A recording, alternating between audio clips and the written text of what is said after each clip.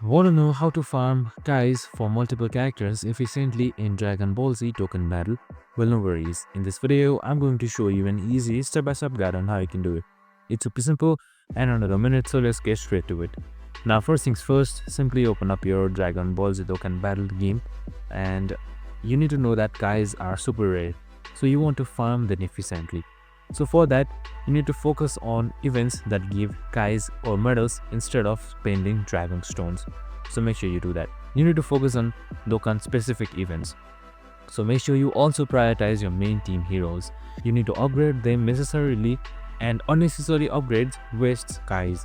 So you need to use Kais strategically basically to max super attack levels for key units first. So following this approach ensures your strongest heroes are always battle ready without burning through rare resources. And that's it, super simple and easy. I hope this video helped. If it did, make sure to like, subscribe and tune in with us for more videos. See you in the next one.